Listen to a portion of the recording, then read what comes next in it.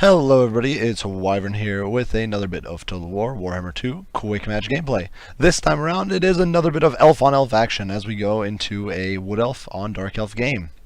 So in this situation, I'm playing as the Wood Elves, and I did want to make a just sort of flexible comp, and did want to go a little heavier on the Archer side of things. So I did do a little bit of a mix. I did bring, for my Lord, I did bring the Lady. In my opinion, she's still one of the most competitive Lords. Obviously, the loss of the Potion of Healing, as well, or the Potion of Toughness, and the Potion of Foolhardiness and all that sort of stuff, has been a bit of a problem for her. But otherwise, with the Eagle, she's still crazy mobile, 110 speed.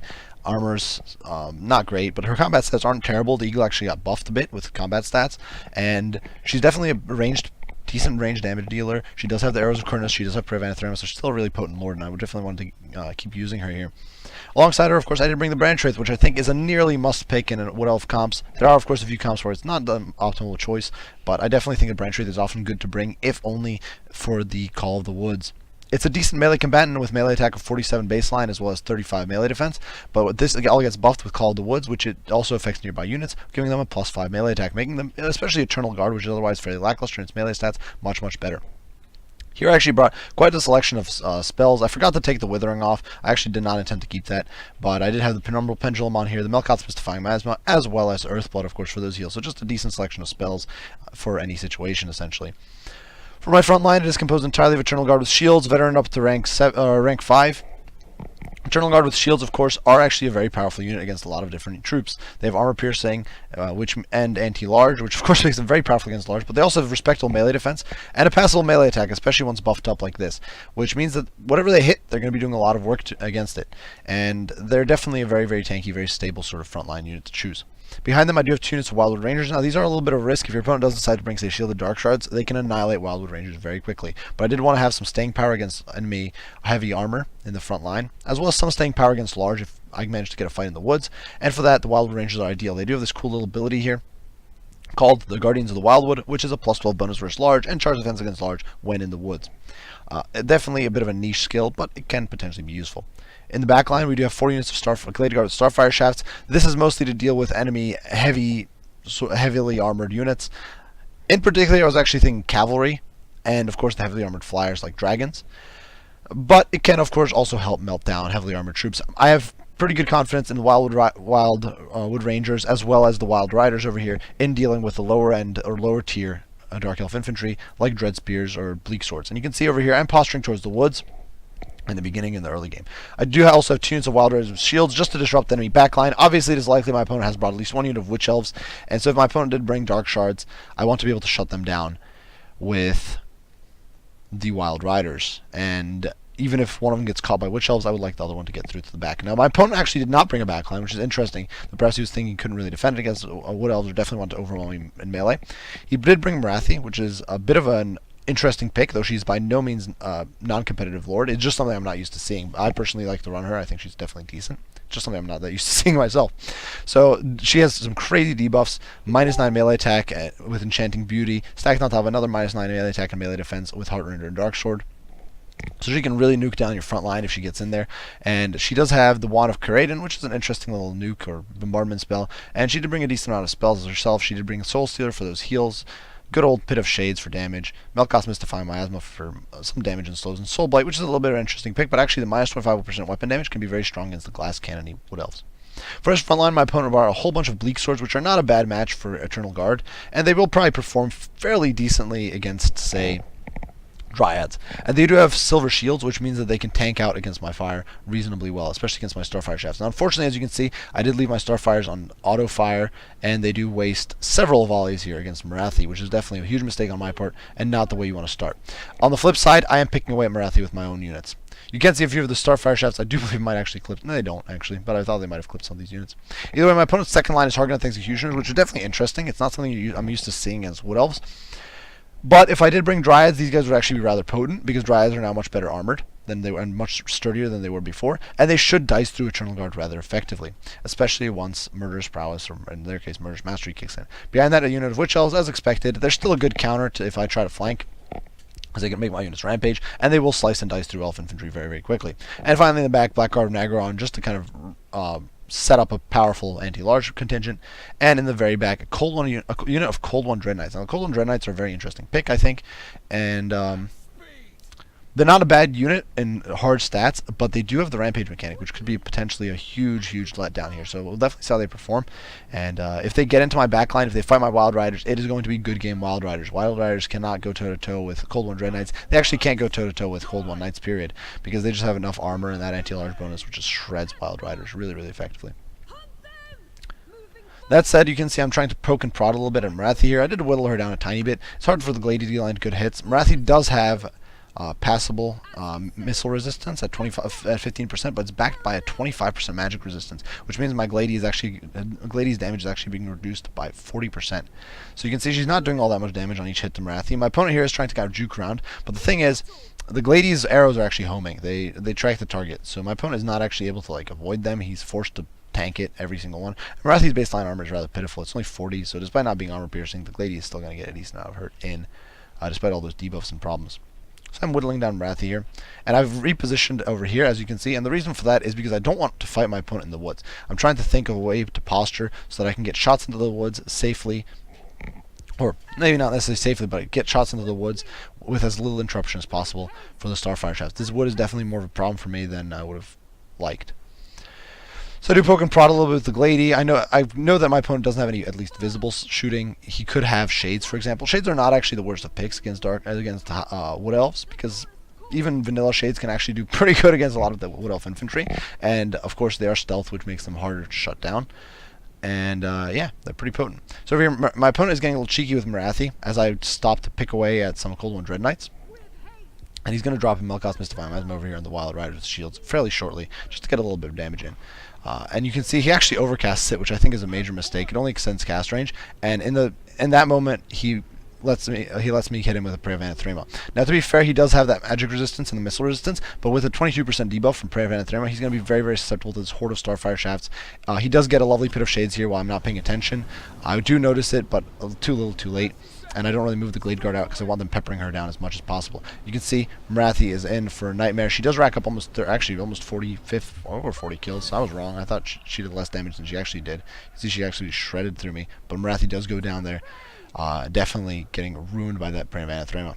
In the meantime, the Glade Guard with Starfire Shafts are turning to face the Harganeth Executioners, and you can see they are tearing through them very, very efficiently. My opponent is sallying out with the Cold One Dread Knights, and at first I kind of postured to counter him with the Wild Riders, but I'm not really intent, or I'm definitely not hoping to fight him with the Wild Riders. Over here you can see the good old Eternal Guard is slugging it out with the Bleak Swords. It's not going to be a cost-efficient fight for the Eternal Guard, but they can definitely do some damage. And in the meantime, I am trying to get a good old Penumbral Pendulum over here on the main backline. You can see it completely wrecks these Harganeth Executioners and causes a very quick rout. It's important to keep in mind that Branch Shade does cause fear, so despite the fact that the Eternal Guard does not cause fear, the rest of my army is, or the Branch Shade is still applying that morale debuff and helping break my opponent just a little bit faster. Black Guard actually flanks, which is interesting. They would have probably done a good anchoring here, but they do try to flank, no doubt trying to shut down my Glade Guard, which have been applying such disgusting pressure to my opponent, and are pushing through. Unfortunately, one of the problems with the Black Guard is that their melee attack's not the best, and honestly, Glade Guard does not have the worst of melee defense, so they're actually going to be able to survive for a little bit here, and I'm going to get a rear charge in with Wild Riders. Obviously, Wild Riders against Black Guard is not something you want to be fighting, but I do need to get rid of these guys. I'm hoping to collapse them with the rear charge. In the meantime, the Cold One Dread Knights did try to shift to deal with my infantry and help their own infantry over here, and because of that, they abandoned attacking the Glade Guard, they abandoned attacking the Wild Riders, and I'm able to run them down, and they don't get a charge bonus off. So definitely a bit of a problem for my opponent. You can see they're obviously still going to be fighting pretty hard, but with Wildwood Rangers coming in, Eternal Guard coming in, and the Wild Riders, and of course the Glady all coming in on them, and now them rampaging, they are in deep, deep trouble. You can see the Starfire Shafts are coming in, now that the Black Guard is routed, and I can simply leave the Wild Riders to mop them up. All my Starfire Shafts are going to be focused on the Cold One Dread Knights, and they are going to go down very, very quickly. And now my opponent does finally get his martial, or his murderous prowess or murderous mastery, depending on what the unit is that is being applied. But it is definitely too little, too late. Most of those units are very heavily beaten up, and at this point, my opponent does decide to GG out. So definitely a bit of a problem for my opponent in that situation. It was the fact that Marathi got sniped very early on. Now, obviously, my opponent could have done some alternative. I definitely think part of my opponent's problems was, and here I want to kind of discuss some counters if you're playing as Dark Elves to Wood Elves, because I don't think it's that uneven of a matchup, and I wanted to discuss it a little bit. The Starfire Chefs in this situation did extremely good work. Obviously, my opponent didn't quite get the perfect synchronization between his cavalry, his infantry, and his lord to shut me down. But what definitely should have happened, I think, is he definitely needs to have some sort of... He needed to apply pressure from all sides at once. And I definitely think that it's not a bad idea to bring either dark shards with shields or perhaps even shades against wood elves. I think it's good to bring some shooting just to apply some back pressure. And one of the big problems there was that my opponent did kind of commit into the front line fight, and it was all blobbed up, and he definitely couldn't really spread out enough to flank all my Eternal Guard or deal with my Eternal Guard. I still did have a reserve of Wildwood Rangers, at least initially, and I did manage to get that beautiful Penumbral Pendulum, which really shattered his front line. And so I definitely think it's important to bring some sort of backline, and I think it's important to bring a lot of backline pressure to Wood Elves. Some of the important things to keep in mind when fighting Wood Elves is the fact that Wood Elf Wild Riders can't really beat your cavalry. They are relying... Usually you will see Azrai Spears. I decided to not bring them. This is actually one of the few times I haven't brought Azrai Spears. I almost see them as a mandatory pick, but I opted out in this situation. But you'll almost always see Azrai Spears, but keep in mind that you can overwhelm, you can take out Wild Riders. So for example, a combo you can do is double up on, say, Dark Riders and bring on 2 Cold One Knights. And it's actually not the worst idea, because you can potentially, that way you're really maximizing your chance of getting into the enemy backline, shutting down the enemy cav, and that sort of stuff. Dark Riders on their own will generally get shut down very hard by Wild Riders. Wild Riders are definitely one of the best at shredding lightly armored low-end troops like that. But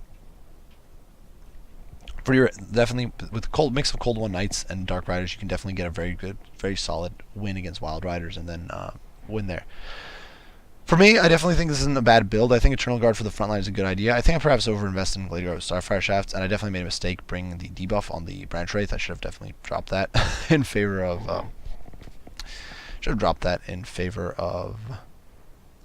I should drop the Withering in favor of some just more chevrons into the Eternal Guard. I definitely think the Wild Riders are solid. I think it would have been good probably to have a unit of Azrai Spears in here. Well, that might have been the alternative, to drop the Withering and a unit of Glade Guard for a unit of War Dancer with Azrai Spears. Otherwise, I think another important thing to keep in mind, I think, with when you're bringing Hargoneth Executioners, is they're a very expensive unit that's very easy to shoot down. And unlike Witch Elves who have Frenzy and Blackguard who have immunity to Psychology, they are susceptible to Psychology. Now, in this situation, I didn't go for a Terror Bomb build, but it is actually a possibility for Wood Elves. They can kind of aim to terror out you. And Wild Riders cause fear, which are a very common sight. Branch Wraiths, Dryads, Treekin. Obviously, just about anything in the Wood Elf front line that's not their actual elves can cause some sort of fear. And so Wood Elves have a lot of sources of fear and terror. They could potentially even bring Durthu. They could bring a dragon, though I don't think that's that likely against Dark Elves, but they could. And so I think it's very risky to bring a unit that can be shot down a lot and then terror routed or fear routed. It's just what really happened here. They were debuffed. Obviously Marathi died, but second on top of the fact that they were being debuffed by the Branch Wraith Sphere, and then the Penumbral Pendulum came in, that ensured that was a total rout, and the Hargoneth Executioners really didn't get their value in. So I think it's better potentially to bring additional units of either Blackguard or Nagron, or just bring maybe an additional unit of Witch Elves, or like I said before, some shooting would have definitely been nice. So I do hope you guys enjoyed the video. I do hope you found it informative. This, I think, more meant to be just informative, discuss the Dark Elf Wood Elf matchup a little bit. And yeah, great game to my opponent, Immoral Nemesis. Definitely cool build. It was interesting to see Marathi in action.